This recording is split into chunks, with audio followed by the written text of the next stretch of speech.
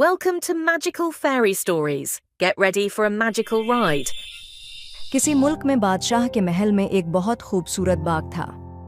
उसने उसकी देखभाल के लिए बहुत से माली मुकर्रर कर रखे थे, लेकिन कुछ अरसे से ऐसा हो रहा था कि रोज़ाना रात को कोई अजीब व गरीब मखलूक बाग में आती और दरख्तों की शाखें तोड़ देती।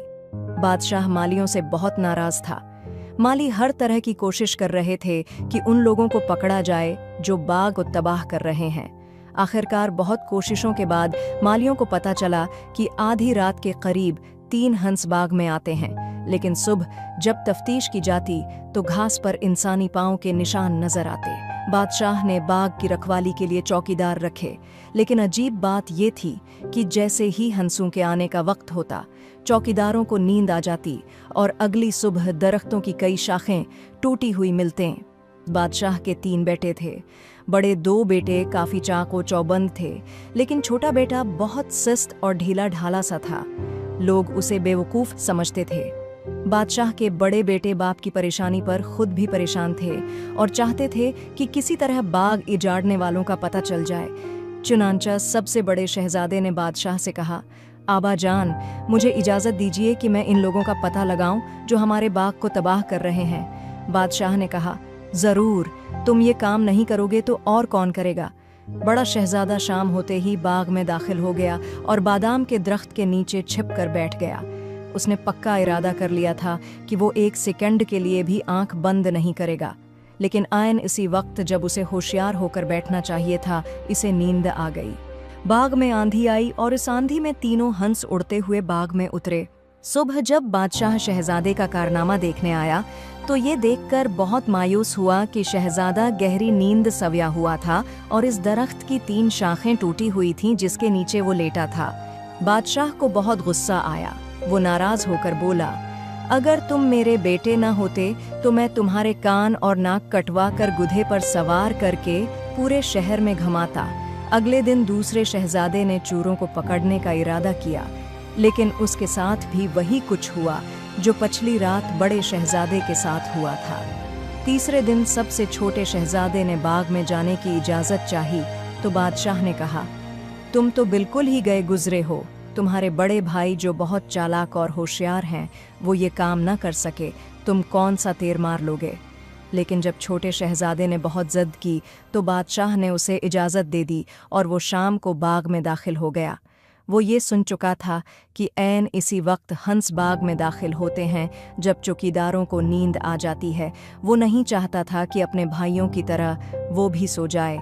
उसने चाकू से अपनी अंगली पर जख्म लगाया और इस पर थोड़ा सा नमक छिड़क दिया ताकि दर्द की वजह से उसे नींद न आए। अंधेरा छा गया। फिर चांद अपनी पूरी आब व ताब के साथ निकला और सारा बाग चांदनी से जगमगा उठा। फिर हल्की हल्की हवा चलने लगी जो आहिस्ता आहिस्ता तेज हो गई। शहजादा समझ गया कि अब हंसों के आने का वक्त हो गया है।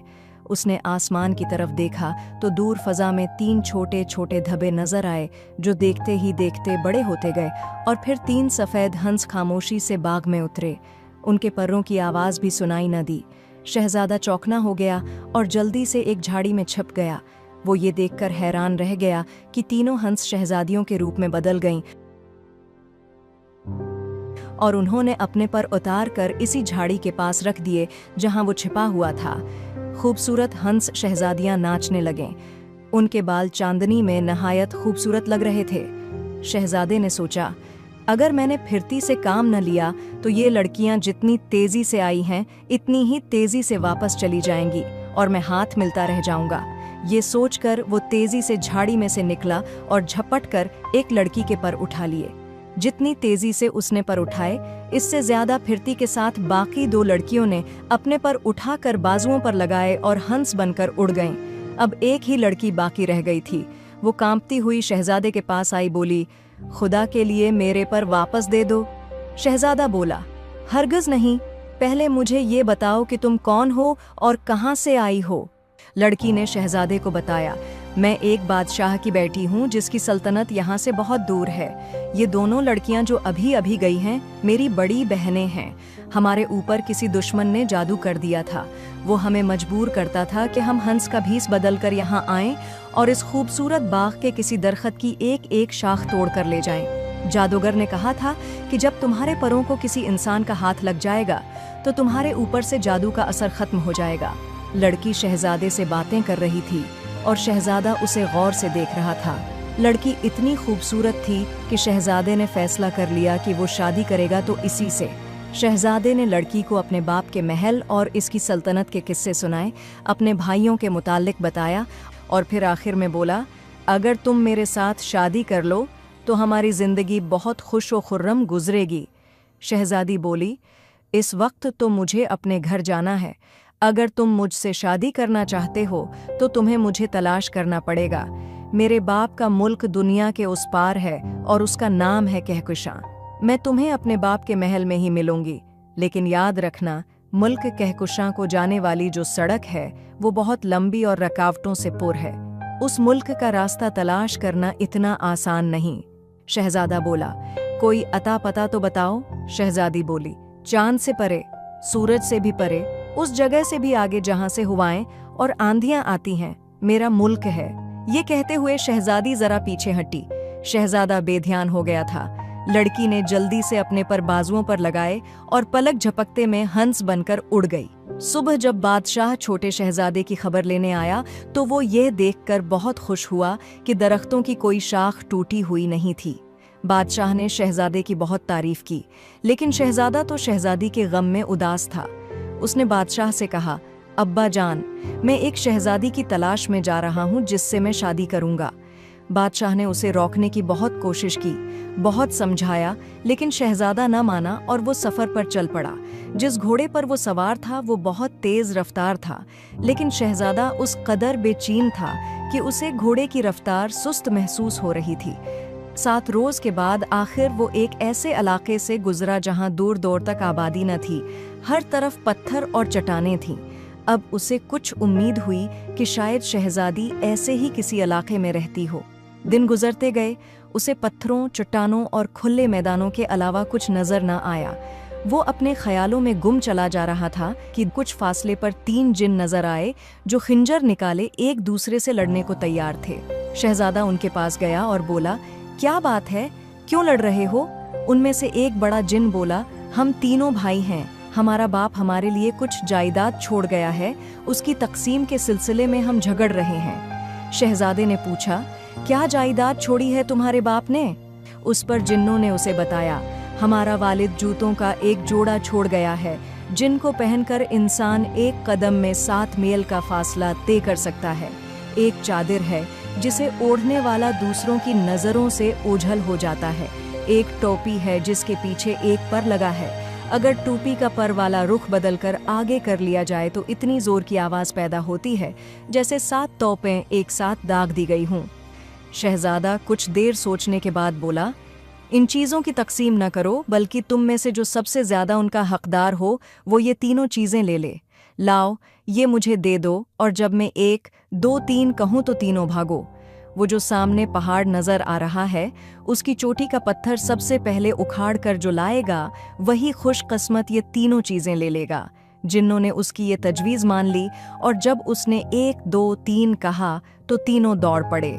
जो ही उन्होंने दौड़ना शुरू किया, शहजादे ने फौरन जूते पहने और चादर और टोपी अपने पास रख ली।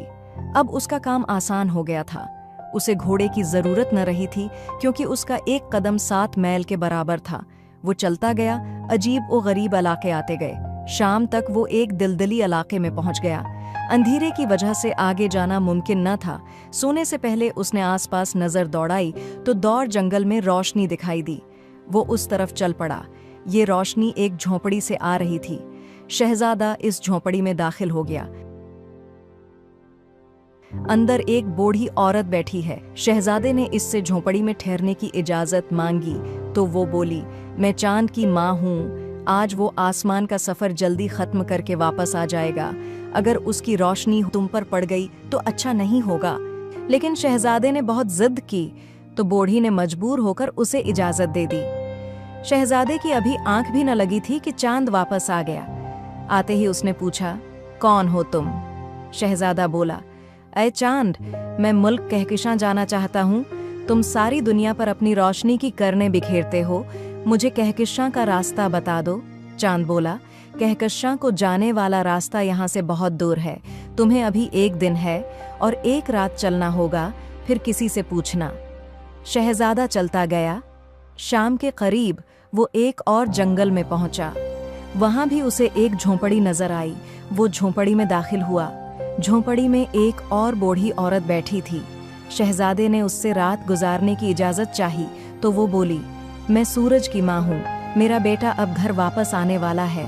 अगर उसने तुम्हें देख लिया तो अच्छा नहीं होगा। लेकिन जब शहजादे ने जिद की तो उस बूढ़ी ने भी उसे रात बसर करने की इजाजत दे दी। थोड़ी देर बाद सूरज आ गया। उसने भी शहजादे से वही सवाल किया, कौन हो तुम और यहाँ क्या लेने आए हो? शहजादा बोला, ए सूरज, मैं मुल्क कहकशां जाना चाहता हूँ। तुमने ज़रूर ये मुल्क देखा होगा, मुझे उसका रास्ता बता दो। सूरज बोला, मैंने यह मुल्क कभी नहीं देखा।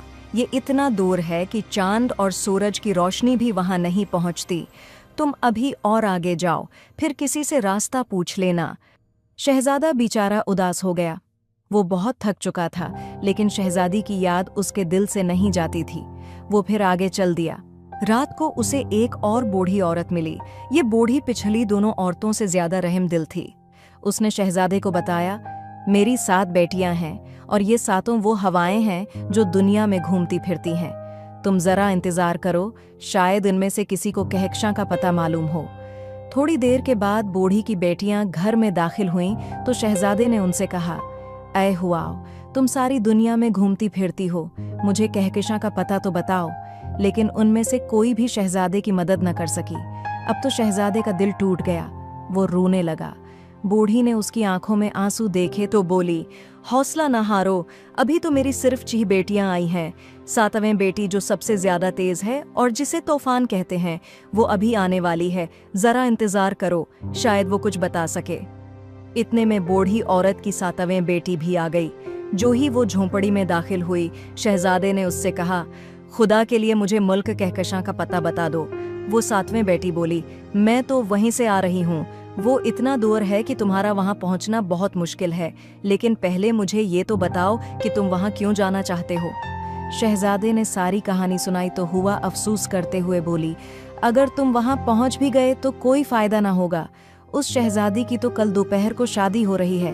मैं आज सारा दिन महल की छत पर शहजादी के शादी के कपड़े सिखाती रही हूँ। शहजादा बोला, तुम चाहो तो मेरी मदद कर सकती हो। शहजादी की शादी के तमाम कपड़े उड़ाकर कीचड़ में फेंक दो, इस तरह शादी रख जाएगी। हुआ बोली, ये तो मैं कर सकती हूँ, लेकिन तुम भी मेरे साथ चलो। अगर मैं शादी रखवाने में कामयाब हो गई तो तुम्हें वहाँ मौजूद होना चाहिए। शहजादी उस शादी से खुश नहीं। मैंने देखा था वो बहुत उदास थी। हवा ने शहजादे को अपने साथ उड़ाना चाहा तो वो हंस पड़ा और बोला, मेरे ये बूट देखे हैं तुमने? मेरा 1 कदम 7 मील का है, तुम मेरी फिक्र न करो। और वाकई ऐसा ही हुआ। शहजादा हुआ से मीलों आगे था और हवा को उसका साथ देने के लिए बहुत तेजी से चलना पड़ रहा था। वो एक बहुत बड़े सहरा से गुजर रहे थे। फिर वो पहाड़ आ गए जिन पर सदियों से बर्फ जमी हुई थी। पहाड़ों का यही सिलसिला मुल्क कहकशां की सरहद थी। इन पहाड़ों को अबूर करते ही वो महल नजर आने लगा जहां शहजादी की शादी की तैयारियां हो रही थीं। हवा ने अपना वादा पूरा किया और इतनी जोर से चली कि तमाम झंडियां, झाड़, फानूस और कनातें टूट फूट गईं। शादी के कपड़े उड़कर दूर पानी और कीचड़ में जा गिरे। हर तरफ हंगामा मच गया और शादी मुलतवी कर दी गई। शहजादे ने जादू की चादर ओढ़ ली। अब उसे कोई नहीं देख सकता था।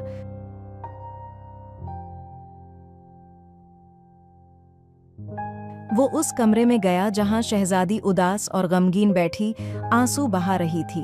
शहजादा उसे देखकर बहुत खुश हुआ, लेकिन समझ नहीं आ रहा था कि क्या करे।